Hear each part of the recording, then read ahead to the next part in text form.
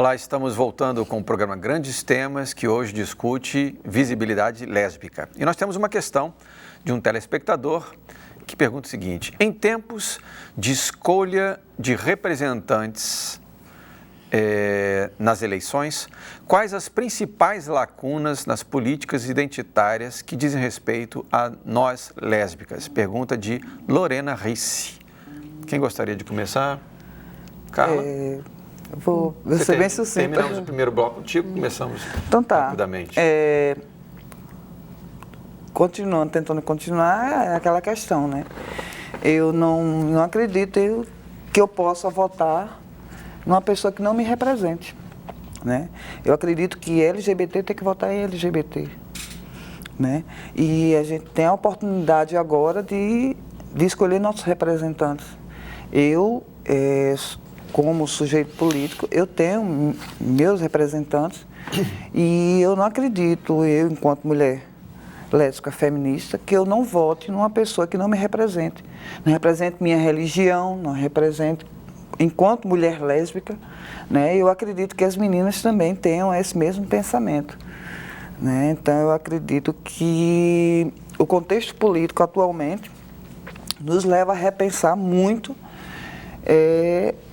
quem vai nos representar nos próximos 4 anos, nos 8 anos, 10 anos, por causa desse retrocesso que tem acontecido no país, né? Lorena, as pautas políticas são importantes nesse contexto, né? Como diz a questão da Lorena Risse, né? Assim, quais são as questões mais centrais aí nesse momento eleitoral no que diz respeito a questão da visibilidade lésbica? Então, eu acho que esse lance de representatividade importa, sim, mas a gente precisa também de outros aliados para pautar as nossas políticas públicas, né? Eu acho que uma política que a gente precisa estar sempre batendo na tecla, que é algo que é bem complicado mesmo, é a questão da saúde, né? Eu sou profissional da saúde e sou usuária do SUS, né? Sou uma defensora do SUS e sei das dificuldades que as mulheres lésbicas têm diante dessas políticas, né? A política, no sentido mais amplo, ela existe, né? Uma política LGBT, tem campanhas no Ministério da Saúde de 2015 que tratam das especificidades de mulheres lésbicas, mas até ela sair dessa política macro e chegar ali na ponta, né? Chegar numa atenção básica, é algo muito difícil. Então, a gente precisa, acho que, de pessoas que consigam enxergar e consigam defender isso como a gente faz no dia a dia mesmo, né? Porque é uma luta inglória, às vezes a gente acha que a coisa não vai avançar mesmo. São muitas especificidades, né? As mulheres lésbicas têm grandes dificuldades de consultas ginecológicas, principalmente por conta da abordagem que é feita para a gente inicialmente, né?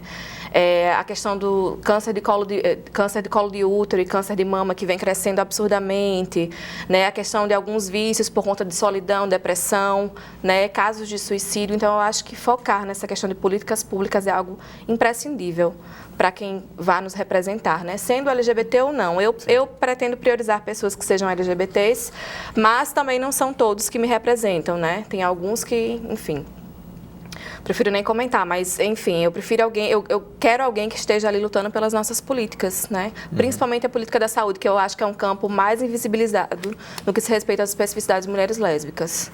Perfeito. Suzana, é preciso unir forças nesse momento, né, para fazer avançar algumas pautas, algumas questões que interessam, né, a esse grupo em particular. Você poderia dizer alguma coisa mais? Não, eu concordo muito com as meninas quanto a pensando dentro das políticas identitárias, não só ser uma pessoa LGBT, como também debata sobre as pessoas LGBTs dentro do processo de saúde, reconhecimento, visibilidade. E pensando na pergunta da Lorena, me remeteu muito que é uma política pouco usual durante os anos de eleição das pessoas lerem os planos de governo dos candidatos, conhecerem quais são as propostas, muitas vezes tecem críticas muito pesadas a alguns ou outros. E eu acredito que, enfim, como em tempos de retrocesso político, como estamos ultimamente, temos que, de fato, unir forças de algum lado, entender quem que está para nos apoiar, quem que coloca nossas demandas para jogo, está querendo dialogar com as LGBTs, no caso, com o movimento negro, com as religiões matrizes afros, como, enfim, com a juventude, né? Eu falo pensando sempre no olhar da juventude, que temos índices dos assassinatos, dos homicídios da juventude crescendo muito fortes. Esse ano foi lançado um relatório sobre o lesbocídio, que é um termo que nasce em referência à morte de mulheres lésbicas, e vemos a crescente do assassinato das mulheres lésbicas, e não só assassinatos, como também os suicídios, justamente muitas vezes por problemas familiares, por, enfim,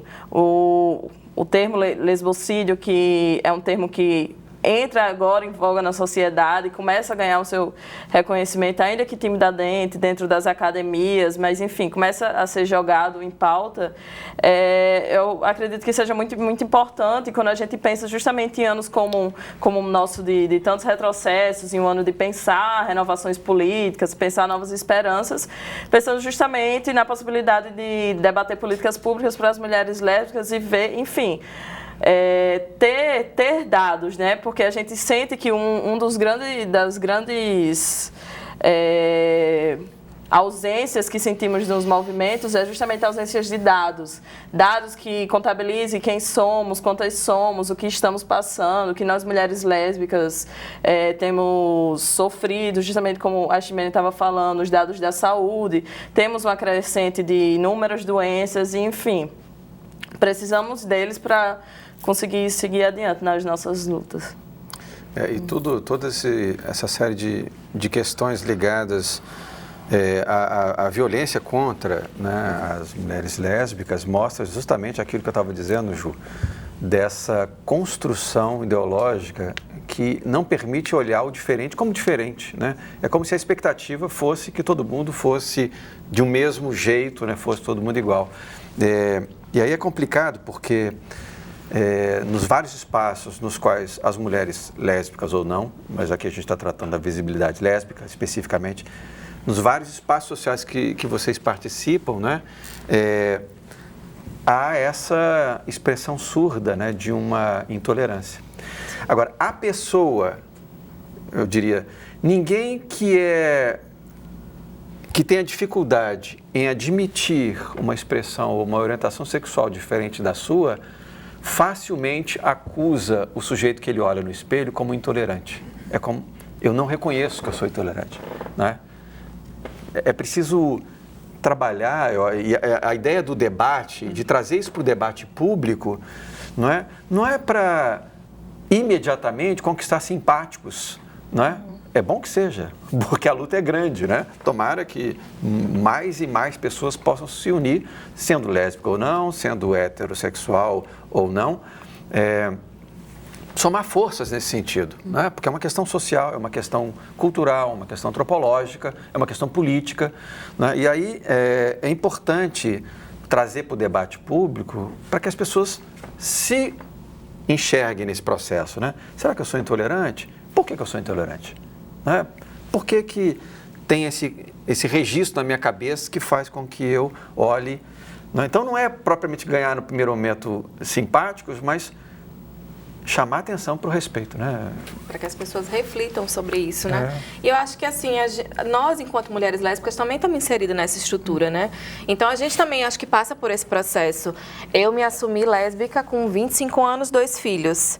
Então, assim, foi um processo difícil até para minha aceitação, né? O que está acontecendo, né? É isso mesmo que eu quero? Como é que eu vou lidar com isso diante de uma sociedade tão lesbofóbica, né? Então, eu acho que também a gente está inserido nessa sociedade, nessa estrutura patriarcal também, né? A gente acaba refletindo também essas coisas, então é algo que nos acomete também, né? Mas eu acho que vale muito a reflexão, esse espaço é muito bom para que a gente chegue na casa das pessoas e faça com que elas reflitam, tipo, essas pessoas são pessoas comuns, entendeu? Elas trabalham, elas têm filhos, elas são cidadãs, elas vão ao teatro, elas são filósofas, pedagogas, cientistas sociais, e elas só querem viver e amar pessoas, né? Eu saio com minha namorada hoje em dia e meus 2 filhos, mas eu evito dar a mão para ela quando estou com os meus 2 filhos, porque eu sei que eu estou colocando eles em risco, né? A partir disso, diante de todas as violências que a gente vê, eu acabo colocando eles em risco, então a gente fica com esse receio, né? A gente só quer o direito de exercer a nossa cidadania e viver na paz. Perfeito, né, Jô? Respeito recíproco, mútuo. Eu tenho uma dificuldade de entender a heterossexualidade. Principalmente a heterossexualidade compulsória. Né? Aquela heterossexualidade dos restaurantes de domingo, do Dia dos Pais, do Dia das Mães, do Natal. Muito complicado. De casais muitas vezes infelizes, né? E muitas vezes alcoólatras, muitas vezes com vários vícios para desviar, vamos dizer, a atenção de que você está reproduzindo um sistema sem nem parar para olhar para você. Quando a gente é funcionário público, isso é muito nítido. O que movimenta as repartições públicas, dos chás de fralda, as comemorações pela compra de um apartamento, pela viagem, né? Como um colega que trabalhava comigo estava comemorando porque ia viajar para Israel.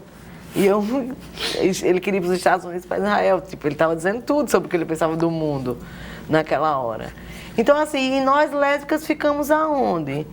Já que a gente não vai fazer com tanta frequência chás de fralda, já que a gente não está dentro dessa lógica e tão heteronormativa.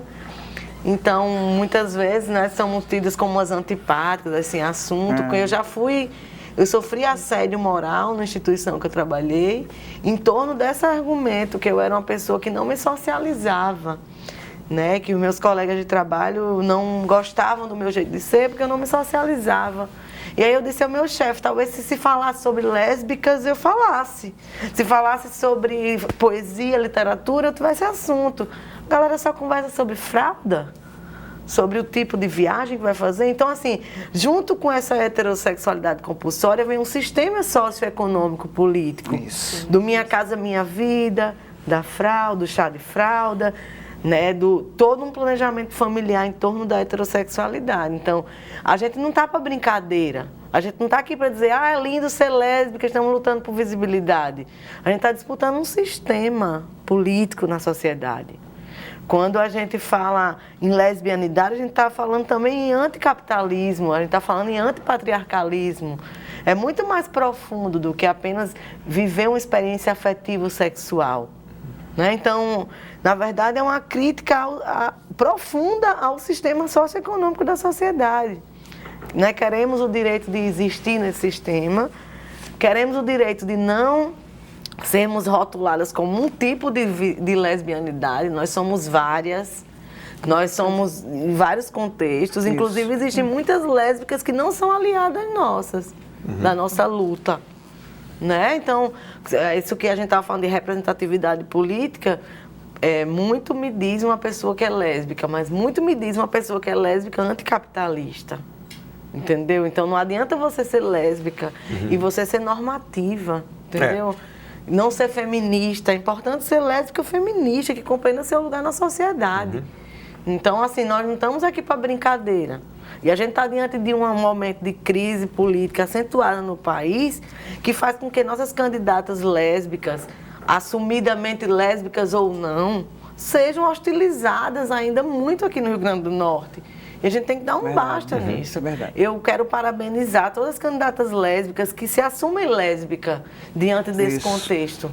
Parabenizar professoras também, aqui como a professora Sinara, da filosofia, que traz esse debate como sujeito político para essa instituição. Então, a gente vai aos poucos pulverizando a nossa interpretação sobre a realidade, disputando uma narrativa. A gente quer que a história seja contada também a partir de nós. E nos livros didáticos, na novela, no cinema, a gente está disputando uma narrativa. Né? E se dizer lésbica, na verdade, é uma forma de dizer à sociedade que existem outras possibilidades. Né? Às vezes as pessoas estranham quando me veem ficando com algum cara. Você não é lésbica? Não estava lá no Grandes Temas? Né? Eu sou lésbica que posso às vezes ficar com um cara. Você não tem nada a ver com isso, entendeu? Assim, e tem um jeito, uma cobrança em torno da nossa sexualidade que trava, sabe, muitas vezes a inúmeras possibilidades dos nossos desejos. Se eu me digo lésbica, ninguém vai dizer que eu não sou lésbica. Eu me sinto assim. Mas se eu me sinto atraída por homens, às vezes, qual é o problema? Né? Então, isso confunde a sociedade, confunde as famílias da gente também. São as casinhas, né, Ju? Exatamente. E eu acho que a gente se diz lésbica até a hora que a gente não precisa mais dizer.